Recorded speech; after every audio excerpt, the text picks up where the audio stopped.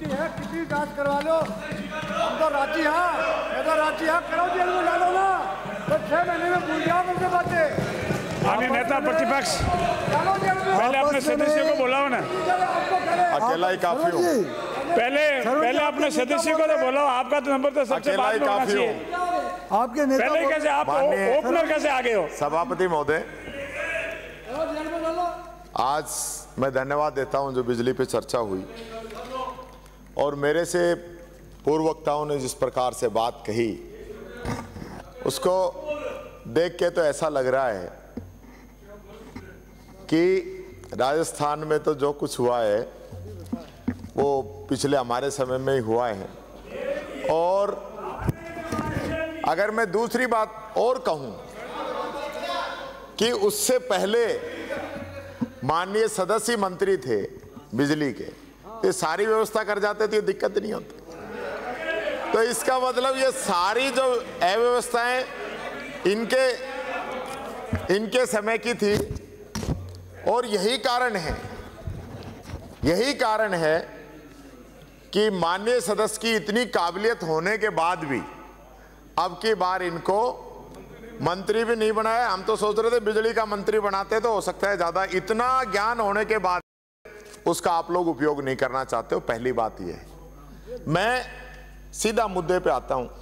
ये आरोप प्रत्यारोप लगते रहेंगे, लगाते रहे। बिजली में ही बची थी, इसमें भी जांच की आज आप घोषणा कर देना, बाकी तो सब में कर ही रहे हो आप, मैंने पहले भी कही थी। बात यह है, आज जो हालात है ना प्रदेश की, और आज की नहीं है, पिछले 3 महीने से जो हालत हो रही है, किसान दिन भर खेत में काम करता है, शाम को घर पहुंचता है, खाने के समय में लाइट नहीं। मजदूर दिन भर मजदूरी करता है, शाम को घर पहुंचता है, लाइट नहीं। पूरे प्रदेश के अंदर आम पब्लिक, आम जनता बिजली से जितनी त्रस्त है, इतनी शायद किसी और बात से त्रस्त नहीं होगी। और हालत यह है 8 बजे लाइट जाती है, 7 बजे लाइट जाती है और पूरी रात लाइट नहीं आती। मैं धन्यवाद देता हूं मंत्री जी का। मंत्री जी ने हम सबको बुलाया, आपने हम सबकी मीटिंग ली, सुझाव मांगे, नतीजा क्या हुआ? नतीजा 0। उस दिन आपने कहा कि बिजली की भी व्यवस्था कराएंगे, सामान की भी व्यवस्था कराएंगे। एक महीना होगा, ट्रांसफार्मर नहीं दे पा रहे, बिजली की तो बात छोड़ दीजिए। इसलिए मैं बार बार कहता हूं, आप लोगों को बुरा लगता है। यह सरकार की जिम्मेदारी है कि बिजली, पानी, शिक्षा, चिकित्सा जैसी जो सुविधाएं वो आम जनता को उपलब्ध कराएं। ये कमाई के साधन नहीं है जिसको हम सोच रहे हैं घाटे में। कौन सी आपकी जो कंपनी है जो घाटे में नहीं हो, बता दो। केंद्र सरकार की बता दो, मैं भी बता दूंगा सारी। आपके समय में घाटे में नहीं रही हो, हमारे समय में नहीं रही हो, घाटे में रहती है, क्योंकि जनता के लिए हैं, जनता की सेवा के लिए हैं। आप बड़ी बड़ी बातें करते थे, आपने कहा कि हम महंगाई कम करेंगे।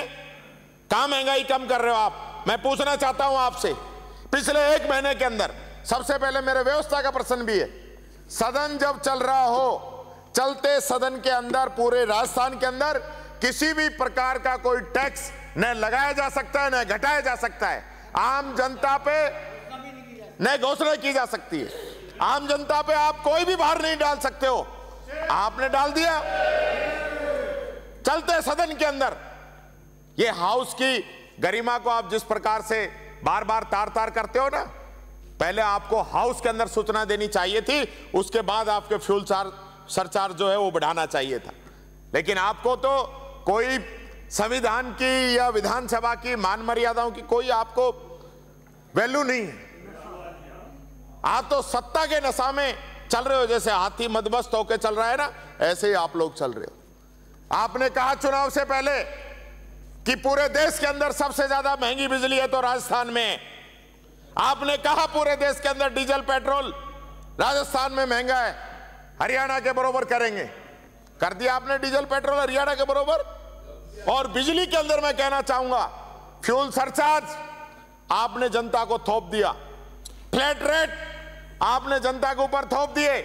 और यही नहीं, जो नए जो कनेक्शन है, जिनको सब्सिडी मिलनी चाहिए थी, आप मेरे से पूछ रहे थे कि आपको सबको सब्सिडी देनी थी तो फार्म क्यों भरवाए।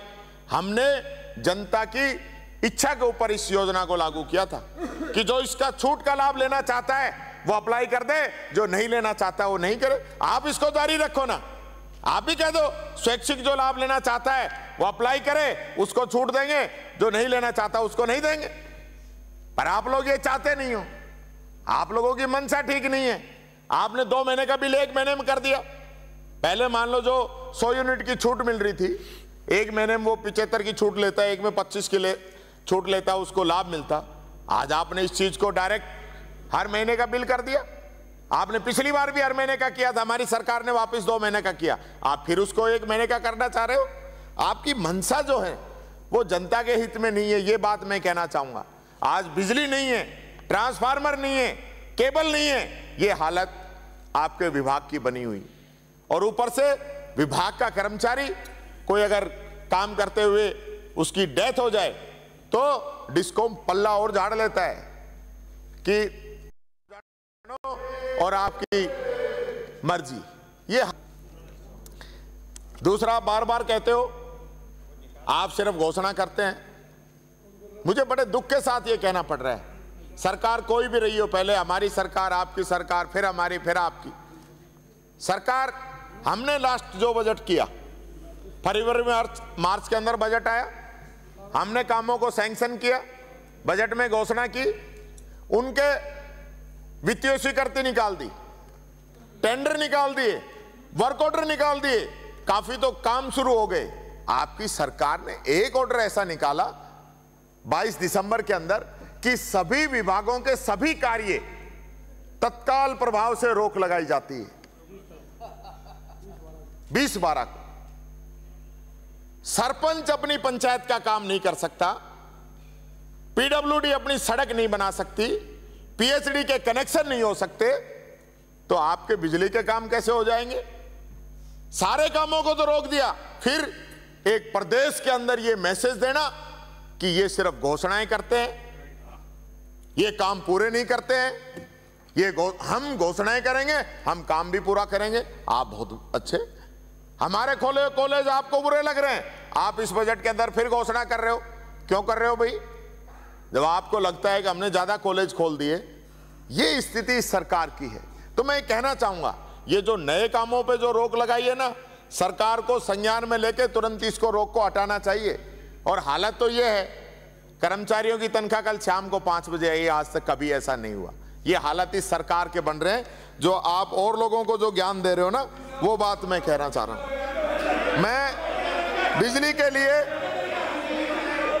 जोधपुर में, बीकानेर में, नागौर में, झालावाड़ में, ये जिन जगह के जो मैं नाम ले रहा हूं, जिन जगह के,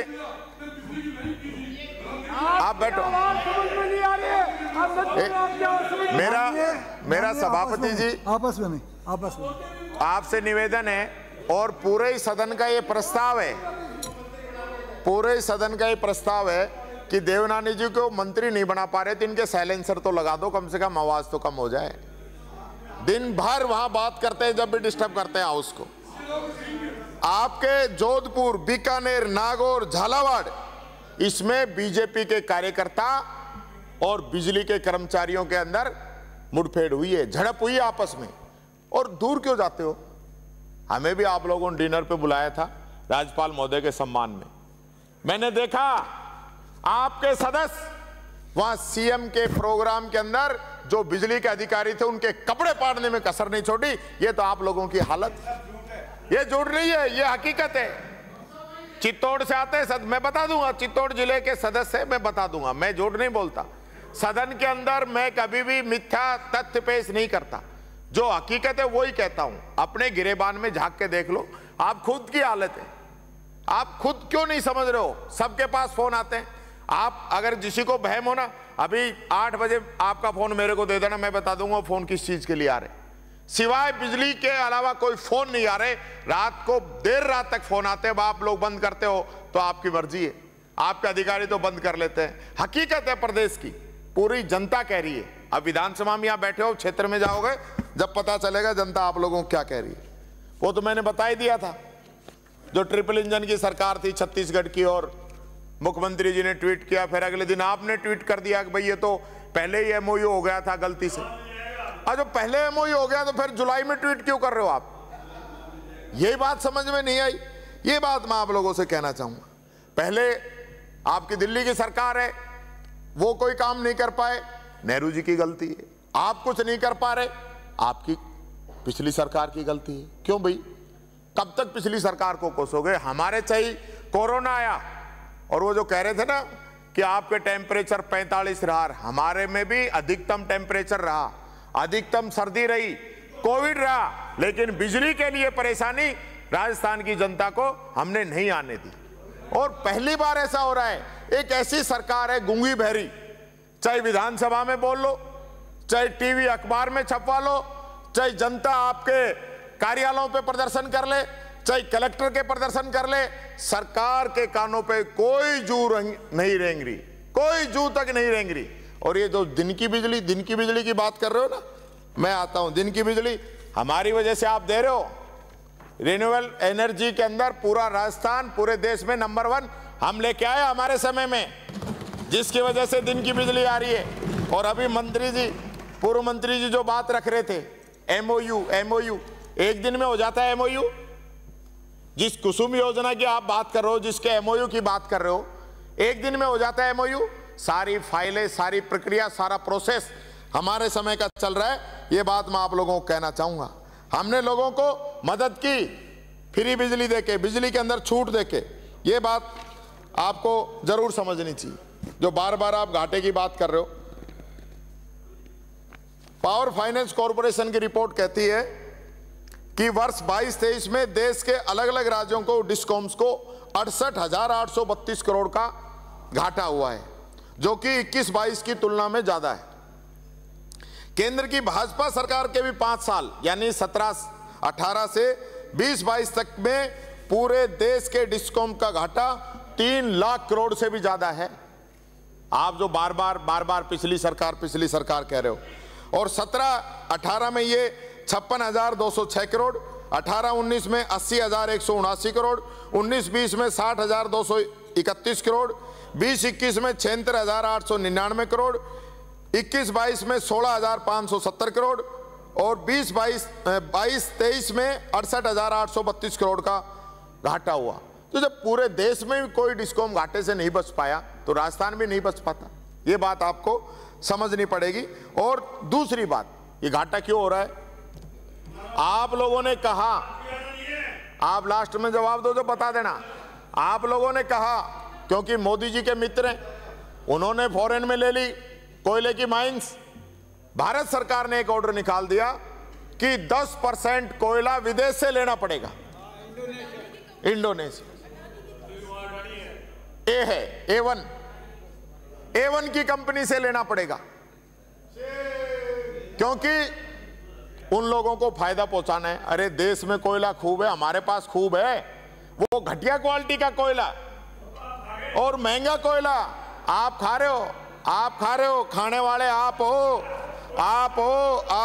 खा रहे हो। खाने में कोई कमी आप लोगों ने नहीं छोड़ रखी है, ये बात मैं बताना चाहूंगा। और राजस्थान का जो भौगोलिक क्षेत्र है, लॉसेस तो आते हैं ना, कहाँ बाड़मेर, जैसलमेर, कहाँ हनुमानगढ़, गंगानगर, कहाँ धौलपुर, पूरा बॉर्डर इतना बड़ा है। पर देश की जो भौगोलिक स्थिति है वो और जगह से अलग है। इस बात से मैं कहना, आप बार बार उदय योजना का जिक्र करते हैं, अभी भी हमारे बाली से आने वाले पूर्व सदस्य ने भी जिक्र किया। ये पहली बार नहीं हुआ है कि अपने कंपनियों को जो उनका जो कर्ज है उसको माफ किया हो या सरकार ने उसको टेक ओवर किया हो। 2002 के अंदर 35,000 करोड़ रुपए का बेल आउट पैकेज बिजली कंपनियों को दिया था। 2012 में भी फाइनेंशियल रिस्ट्रक्चरिंग पैकेज में 56,908 करोड़ रुपए का पैकेज दिया। 2015 में उदय योजना में 2.3 लाख करोड़ का पैकेज दिया। 2020 में लिक्विडिटी इक्विजन स्कीम में एक 1.35 लाख करोड़ का पैकेज दिया। और 2022 में भी रिवैम्प डिस्ट्रीब्यूशन सेक्टर स्कीम में 97,631 करोड़ रुपए पैकेज बिजली कंपनियों का दिया, क्योंकि बिजली का बनाना वितरण होना अनवरत प्रक्रिया है, इसलिए घाटा और कर्ज इसके अंदर बढ़ता रहता है। ये बात मैं आप लोगों को कहना चाहूँगा। मैं सारी चीज़ें अभी मैं कुछ टेबल भी कर दूंगा, क्योंकि समय की काफ़ी दिक्कत है। और हमारी सरकार को केंद्र सरकार ने जो निर्देशित किए बिजली सुधार लागू किए थे, इसलिए ही FRBM में हमें 0.5% लोन की एक्स्ट्रा छूट मिली, जो नियमों के तहत थी। तो आप कैसे कह सकते हैं हमारा मैनेजमेंट सही नहीं था? ये बात मैं कहना चाहूँगा। बजट चर्चा के दौरान हमारी अजमेर दक्षिण से जो माननीय सदस्य आती हैं, आपने ये बात कही कि रिन्यूएबल एनर्जी का राज्यपाल के अभिभाषण में कोई जिक्र नहीं है। मैं कहना चाहूँगा फरवरी 2023 के अभिभाषण के बिंदु संख्या 51 में रिन्यूएबल एनर्जी पर स्पष्ट लिखा है कि 2018 से अब तक 11,727 मेगावाट सौर ऊर्जा संयंत्र, 132 पवन ऊर्जा संयंत्र एवं 1690 मेगावाट के हाइब्रिड संयंत्र स्थापित किए गए हैं। ये खुद यहीं पे कहा गया है। आप पता नहीं कहां से बातें ले आते हो, लिखने की जरूरत नहीं है, मैं दे दूंगा, कॉपी है मेरे पास। और माननीय सदस्य कह रहे थे कि 1000 मेगावाट की क्षमता भी हमारी सरकार ने विकसित की। मैं बताना चाहूंगा हमने दिसंबर 23 तक 15,195 मेगावाट की क्षमता विकसित की थी। केवल एक साल 21-22 में ही 5248 मेगावाट की क्षमता विकसित की। ये दिसंबर 23 तक राजस्थान में सोलर क्षमता 15,195 मेगावाट, पवन ऊर्जा क्षमता 4442 megawatt, hybrid energy 1690 megawatt, biomass energy की क्षमता 128 मेगावाट प्रदेश में मौजूद है, जो कि कुल मिलाकर पूरे देश में सबसे अधिक है। और यही नहीं, प्रधानमंत्री जी ग्लासगो की COP समिट में 2021 में बोलकर आए कि 2030 तक भारत 500 गीगावाट अक्षय ऊर्जा का उत्पादन करेगा। इसके भी सबसे ज्यादा लक्ष्य उन्होंने राजस्थान को दिए, क्योंकि वो जानते थे कि यहाँ कांग्रेस की सरकार है, अच्छा काम कर रही है, इसलिए इसको ज्यादा लक्ष्य देंगे जो समय पे पूरे होंगे। ये बात मैं आप लोगों से कहना चाहूंगा। और हमारी सरकार जैसे ही बदली ना, तो जो लक्ष्य 2030 तक का था ना, अब आप लोगों को 2 साल का तो वैसे दे दिया, वो 32 का कर दिया कि ये नहीं कर पाएंगे, 2 साल इनको एक्स्ट्रा दो। ये आप लोगों की हालत है। मैं जो बिजली हो गया की जो प्रॉब्लम आ रही है ना, मैं एक बात कहना चाहूंगा, उसके बाद मैं अपनी बात को समाप्त करूंगा। किसी सदस्य ने RTI लगाई है भरतपुर की, मुख्यमंत्री जी के क्षेत्र की, वहां कोई कटौती नहीं है, तो वहां व्यवस्था हो सकती है माननीय मंत्री जी, तो पूरे प्रदेश में क्यों नहीं हो सकती? मुख्यमंत्री जी के क्षेत्र में जो लोग रहते हैं, ये भी टेबल कर दूंगा RTI, मुख्यमंत्री जी के क्षेत्र में जो लोग रहते हैं उनको बिजली की ज्यादा जरूरत है क्या? और प्रदेश के लोगों की हालत ये बता दो।